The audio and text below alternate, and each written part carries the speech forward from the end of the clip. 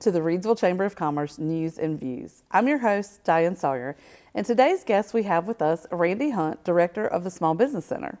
Welcome to the show, Randy. Hey, thanks for having me. Yeah, I can't believe we haven't actually done this yet, but I think it's just been a wild ride for you. Well, yeah, I've never historically spent a whole lot of time in Reidsville except for the last year and a half. So yeah, I'm learning and settling in, and I'm figuring out who the players are and where they are and what they're thinking. So it's kind of fun to be over here now. It's kind of a whole new world. It is a whole new world. Yeah, coming from Eden, it's a whole new world. And even Western Rockingham, and even too. Western Rock. Yeah, yep. so been involved with that chamber and been involved with the Eden Chamber, and heck, now I'm sitting here in the Reidsville Chamber. That's right. It feels pretty good. It is pretty cool. And I, coming from having lived in Eden most of my life, and now I guess I'm working on the back half of it, but graduating from Moorhead and then commuting to UNCG and then having ties to Western Rock, it is very different. Like, people ask why things don't flow the same way, and it's just the makeup of the people, the makeup of the town, the makeup of the city, the makeup of the county, the geographic piece of it. Like, they're all just really very different. They and sure so, but we love, that's why we embrace it. Absolutely. I mean, all of it has its nuances, and I had a banker that I was meeting with yesterday that had worked all up and down the East Coast, and he said every market is different. Yep. And you just got to figure that out, embrace it, and go with it, because it has some really great, every one of them has some great points, and then there's also some taboo things that you run into, and we probably shouldn't talk about those, but the highlights, Reidsville's got some really great points. Yeah, well, there's some stuff that you and I probably could talk about, but we won't. Yeah, we'll have to do it for our own podcast. That's right. But so for one of your favorite, I would think, and one of my favorite board members of the past, both Eden Chamber and Reidsville Chamber, he always says your network is your net worth, or your net worth is your network. It's one of JR's favorite things to say.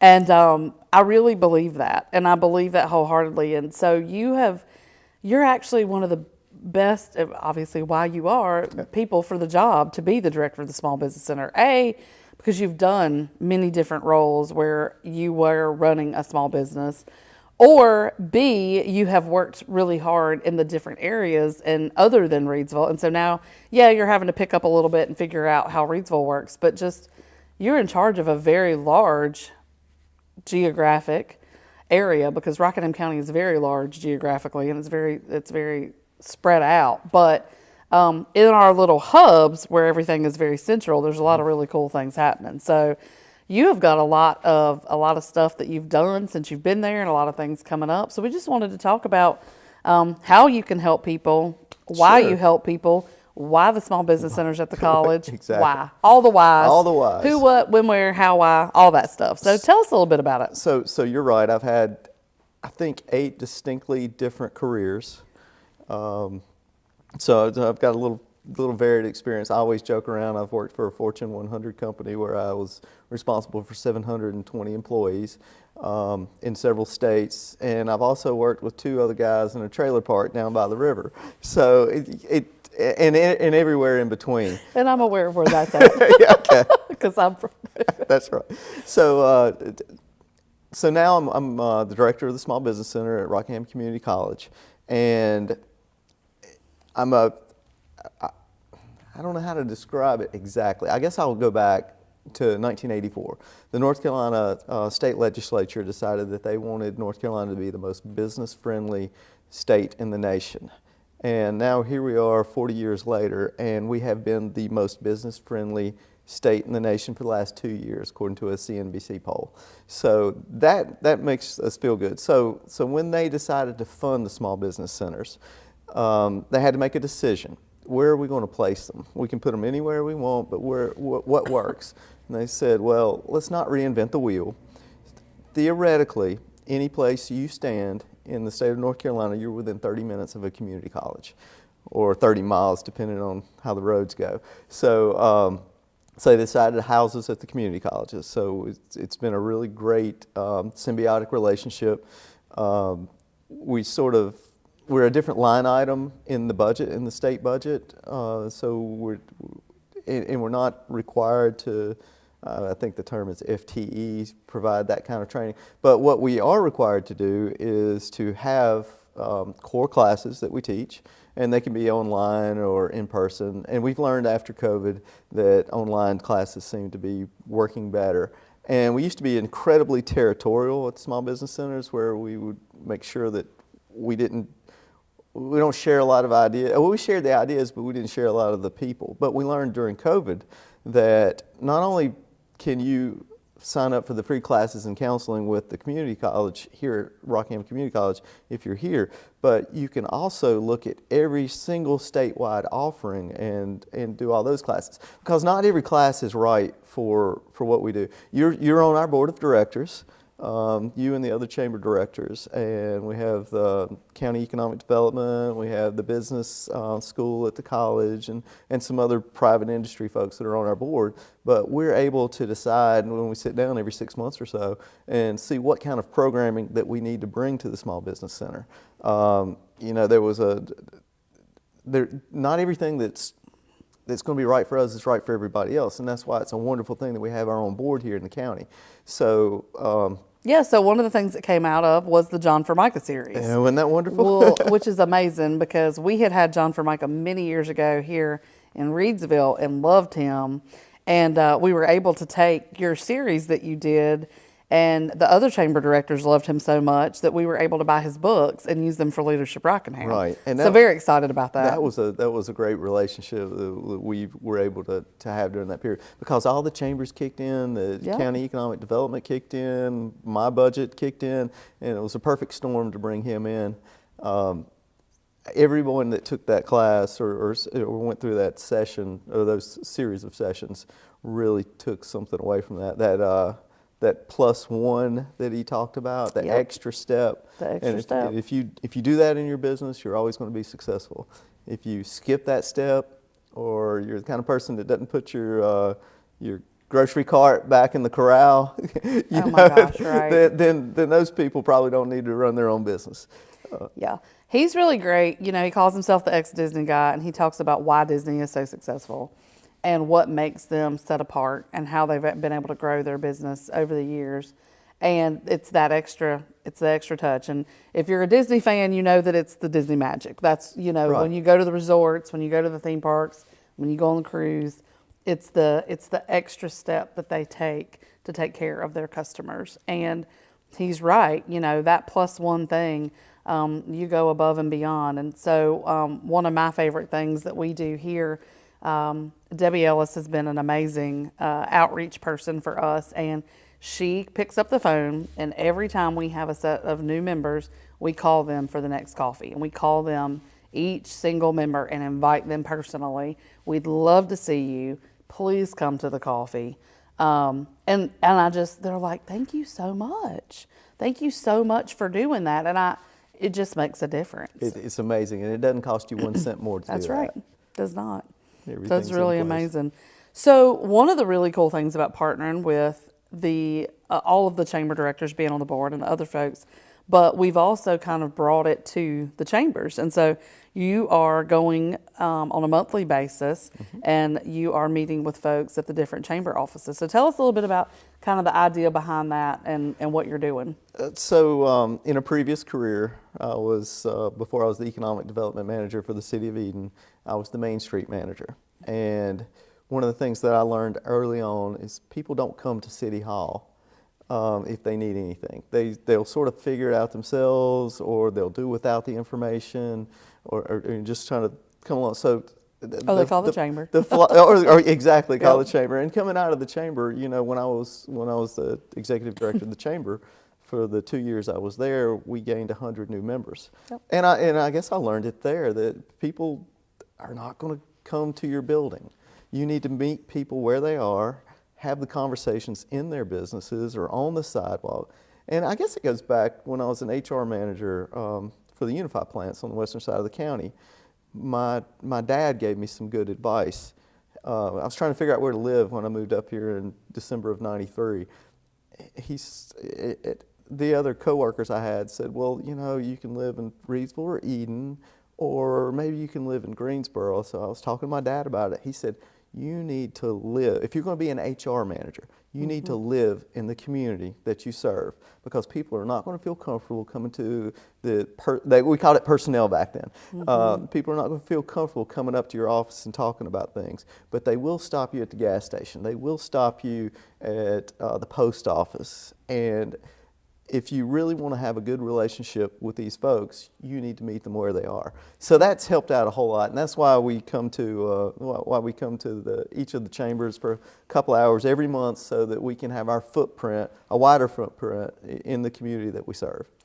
You could not be more right, and that's something for businesses to learn too. My kids are learning that at an early age, because they know if they go out and do anything with mama, we are going to run into people who are going to have questions or know things. Sure. And now my kids volunteer, and so people know who they are because they've seen them at the events or voluntold, because that's how we do our family. But you're right about business and how they, if they meet their people where they are. It's funny, the previous episode we talked a lot about the pandemic and meeting people where they were during the pandemic, and how that's what helped businesses survive a lot. And some of them are still struggling, still trying to come out of the things that happened with the economy and all of that. So I know that you are doing a really good job trying to plan and have events and, or I should say classes and the core classes that help these businesses. But you also, the whole point, like, you're counseling these businesses, which is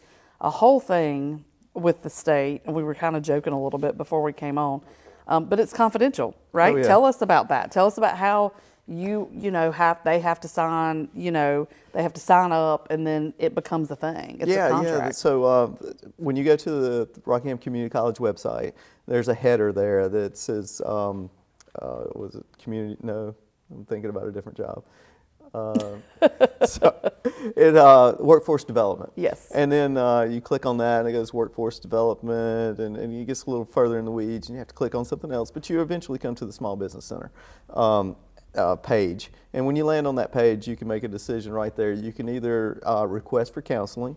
And when you do that, it asks you a bunch of questions, because the state loves to count things. They love to know every nuance about who does that. And I understand that, because their funding is based on that for these individual departments. So you can either request for counseling, or you can do both. You can sign up for classes. So right now we've got 34 classes. I say 32.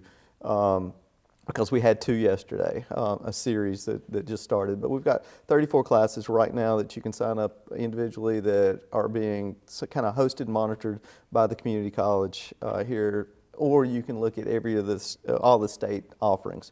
And we sort of lump that in. We're also working with the Department of Revenue, which is kind of weird, but it's very important for folks that are making money. They need to make sure that they're able to track that. We offer 7 core classes that are mandatory, that we offer every year. We actually probably offer them 4 times a year at the community college, because there's always more people coming in to open their business, and new entrepreneurs that need to be exposed to this information. So we start out easy with the simple stuff. How to start a business is the first class that you would want to take. And it goes through the nuts and bolts, about licensing, copyrights, how to set up if you want to do an LLC or a partnership or an S Corp, something like that. So it gets in the weeds of the actual starting. And then we offer a class on how to figure out who your customer is, because not everybody's your customer. You don't want everybody as your customer. You want to figure out who your target market is. Right. And once you figure that out, then we go into a class on marketing, how to market to that customer. And I want to tell you something interesting that I've just learned recently, because if we want to market our programs or teach people about marketing, shouldn't we be the best in the room at marketing? So my wife and I were sitting down, it was a couple of months ago, and I was like, we've got billboards up, we advertise through the chambers, Eden's Journal, there's so many avenues. Roy shares our information, Mike Moore, but how do we get just a little bit more? And my wife, who's the marketing director at the college, said, well, it's really working well for us geo-targeting folks. And I said, well, look, let's spend $100 out of my marketing budget, and let's geo-target just for 1 week. And we did that. We fenced it in because I don't know if it's common knowledge, but community colleges cannot go across boundaries Right. without permission and agreements from the community college presidents that you're doing that. And you can do that for certain programs, but you can't get away with it with the small business center because there's a small business center at each one of the colleges. Right. So in 1 week's time, actually it was 4 days' time, we had 95 new people sign up for classes, and we had 6 requests for counseling that came out of that marketing. So that's another reason that we're reaching out. So we teach classes on bookkeeping and record keeping, and then finally we teach core classes on taxes. Again, because it doesn't matter how much money you make, it's how much money you keep at the end of the day. So because we target business owners and we target entrepreneurs, we don't deal a whole lot with frontline employees or customer service. We generally don't talk about that sort of thing other than as a philosophy. Because we're targeting these people, the shakers and the movers in the business, the decision makers, we kind of lend ourselves to helping them understand their business and where they make money and where they don't. And they need to concentrate on the things that make them the most money, and the minutia, they need to figure out either how to minimize their amount of time working on it or delegate it completely off their plate. So we spend a lot of time on doing classes that help them understand the differences between the A's, B's, and C's of their business and the D's, E's, and F's. And we help them with prioritization of time management, because you've only got 24 hours in a day. And most entrepreneurs are spending a lot more than 8 hours working on their business. Absolutely. And the other thing that we do that I think is interesting with our free counseling is I'll usually set aside an hour, bring in someone and figure out where they are in their business plan, or where they are, what it's going to take for them, because what it took for them to get to the point that they are now is not what it's going to take for them to get to the point where they want to be in the future. So we sit down and go through their business plan and kind of vet things. And I've seen business plans as simple as written on the back of a napkin. And I've got one sitting on my desk that is 24 pages long. And depending on what your needs are, but we sit and go through that and we talk about, well, this makes sense, but this might not make sense. And have you really looked at your financials? Are your projections right? Are you being realistic? Do you know your market? And the other thing is, it's always fun to talk to these business owners or entrepreneurs, because I may have experience in certain fields. There's so many fields I don't have any experience in, and to have these people come in and talk about their hopes and their dreams and their ideas is very exciting. So every day is a new day, every day is a different day, and it allows me to kind of do what I've been doing for the last 7 years or so, working with business owners and strengthening our economy, but strengthening our downtowns too. So it's a fun job. It is a fun job, I would think. Very much similar to still the chamber work It's the economic very development. similar. It's very similar. But you actually now get to spend the time with people one-on-one. In the chamber, it's very hard to one-on-one because there's all these other things happening that you're trying to be a part of the larger community. You're trying to be a partner to your city, a partner to your county. And so it's hard to do a lot of the one-on-one. So that's why we kind of funnel people to you to be able to do that when they're looking for help with their business plan and help with their marketing plan and help with their financials. And but I think it's very important for people to understand that it's confidential, because that is something that the state requires, and I think that's important. Yeah, it kind of stinks in one way. I can't go home and talk about work to the wife. That's right. That's right. But we both swim in the same pond, so to speak. You're able at the chamber to network and make connections.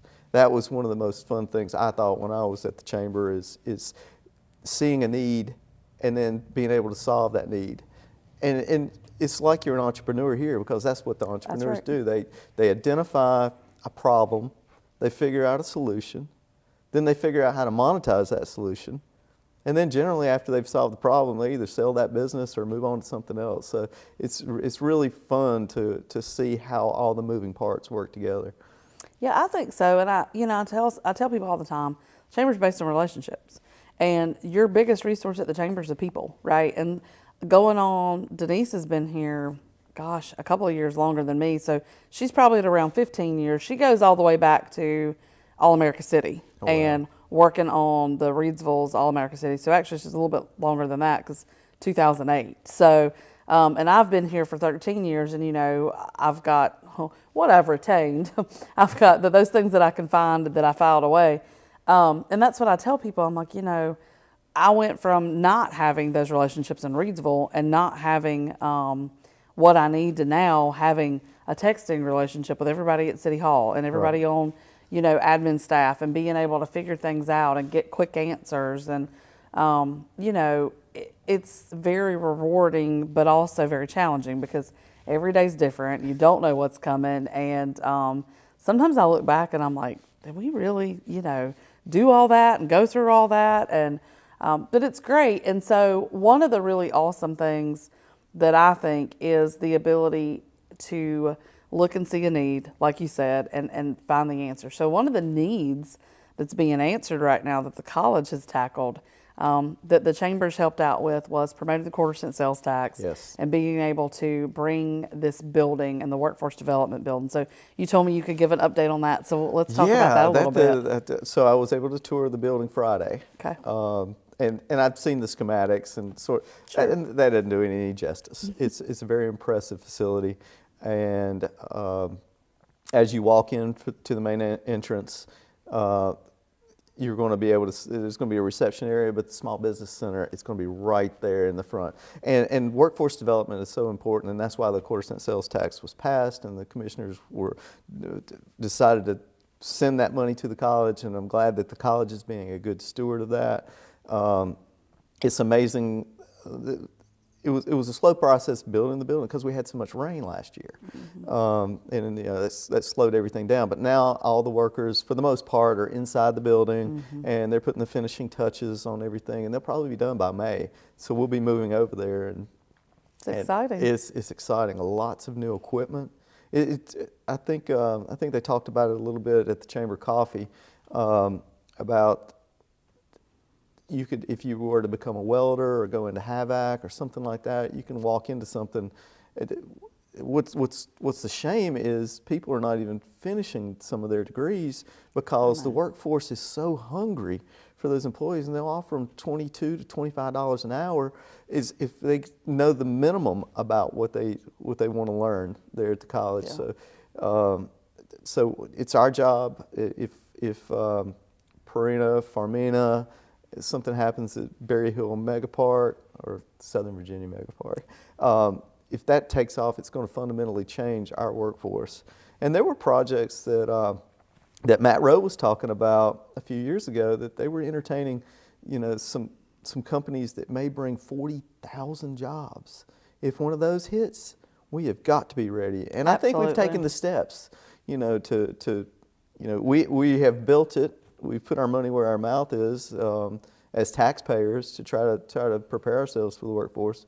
But imagine 40,000 jobs. Where are those people going to come from? Where are they going to live? We've got to work on housing. There are all sorts of prongs that we need to think about, and there's tremendous opportunity. I might have to expand the city limits. Well, and what's really awesome is all the partners and all the pieces are doing what they're supposed to be doing, and so. We talk about a lot of my colleagues and things. I graduated from Moorhead 25 years ago. We didn't have the opportunities. Like the things that my child is a 7th grader, she's getting ready to be overwhelmed with the ideas and the opportunities of all the things that she could do between the early college and the partnership with the college on that, or the different, the STEM Academy and the Public Health Academy. And then there's all these develop career paths and pathways and the apprenticeship, all that stuff. And then there's the different programs and the different trades that the kids are being exposed to. Had this huge expo where the kids could come and see like what the opportunities were.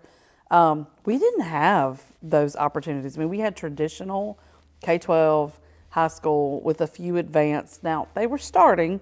I took classes at UNCG, which was really cool. That was new.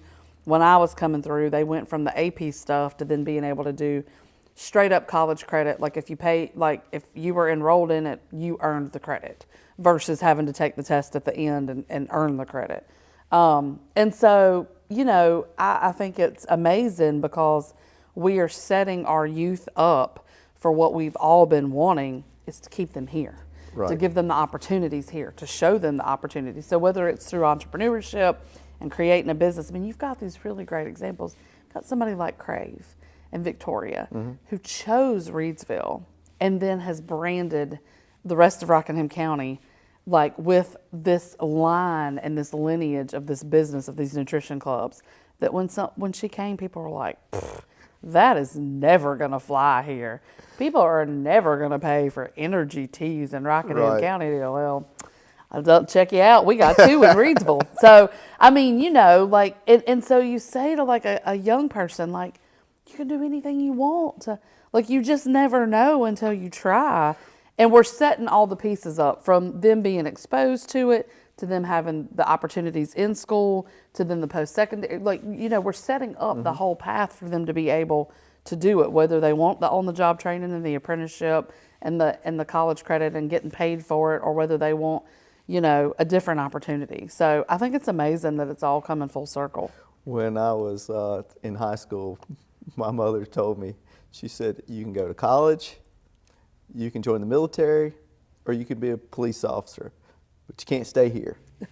And I really had no idea at that point because I wasn't exposed to anything like that we're giving these opportunities to these young people, where they can shadow businesses and learn that there's so much out there, that there's so much opportunity, and all they've got to do is take advantage of the opportunities that are given to them. Yeah, We're living absolutely. in a wonderful time. Yeah, well, and I'll give you an example. My 7th grader has thought until she went to the expo, she's thought, oh, cosmetology is where it's at. I'm very interested in hair and makeup. And I said to all of my children, if you pick a trade, you will also attend business school. You will take absolutely. all of it, because at some point, whether you actually own the business or not, you're going to be in business for yourself. So if you're booth rental as a cosmetologist, but you don't own the salon, you're still in business for yourself. And so, I've told them, you will absolutely do these 2 things together. Okay, Mom, sounds great. Well, then she goes to the career exploration event and she was like, I love science. Oh, and she went in and saw all the things in the labs and was like, oh, there were all these things and they were doing all this stuff with people. And, so she was really interested in the nursing and the respiratory and all. And I was like, oh, here we go. Because, my mom's a nurse, has been a nurse for almost 30 years.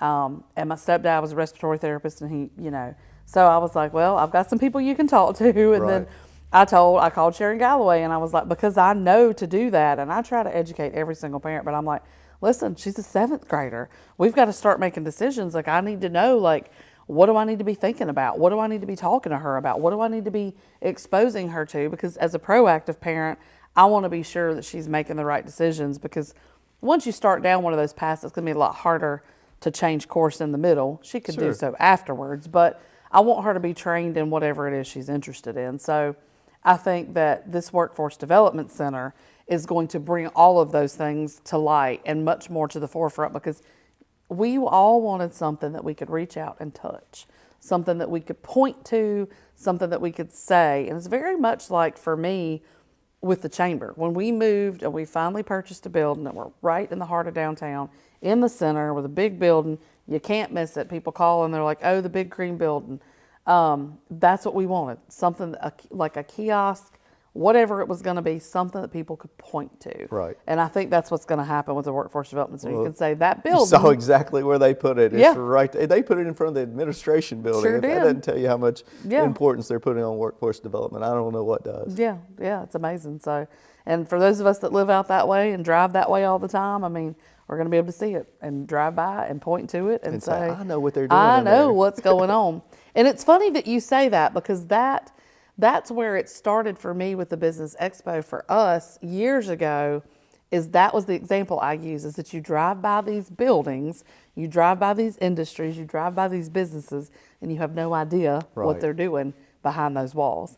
That's what we want to expose our kids to. Exactly. Because that's what we want them to see, is this is what's happening in your community. Because growing up, I learned to drive. I'd been riding around with my parents. I didn't know what anything was. All I could think about was, there's nothing here. I want to get out. Right. But you had no idea because you hadn't been exposed to it. So that's where I'm at with it, and I think what they're doing over there is fantastic. Well, and to your point, we need to make sure that we're doing everything that we can possibly do to keep our young people in here. That is our treasure. That is the most the future. It is. They're going to be the ones that take care of us. Let's give them a reason to come back and That's want to be right. in this area. So we've got the small town charm. The outdoors, man. Yeah, you got the outdoors. You've got the lakes. You've got the microbrewery. You know, there are a lot of things that we've tried to add to our area it's forward thinking. Like I'm sure you're considering a social district. Oh, And, for sure. You know, that's just another. It's low hanging fruit. Doesn't cost anything significantly to do anything like that, and to be able to have people want to spend more time in your downtown. That's good for everybody. Yeah, it sure is. We were actually kind of doing it a while back without realizing that we were doing it. So, yes, we have backpedaled to make sure that all the steps are correct and in order. So, but yeah, well, tell people how they can find you, because we are out of time. So, if there's anything else you want to add and how they can find you. Well, they can always call the community college, and they'll patch me right over. Just ask for the Small Business Center. I'll be the one that answers the phone. Sometimes if I'm not there, the answer machine catches it. I'll pick it up eventually. You could always email me at huntr7156@rockinghamcc.edu. But the easiest way is just pick up the phone. Yep, and then you're at the chambers monthly, so you are at Yep. ours on the fourth Wednesday from 2 to 4. That's exactly right. Very good. Yep. Yeah, So, yeah, two to four at each one of the chambers, and you can just call the chamber and ask. You know, Absolutely. If that way, you know, if there's ever any complication, we'll get through it. we'll hook you up. Absolutely. Well, thanks for having me today. Yeah, thanks for being on, and thanks for everything that you do. We appreciate the partnership. I love it. Awesome. All right, folks, that's it for today's show, and stay tuned for more from News and Views. As always, you can find us in downtown Reidsville at 140 South Scale Street or at reidsvillechamber.org or all of our social media outlets. We'll see you soon.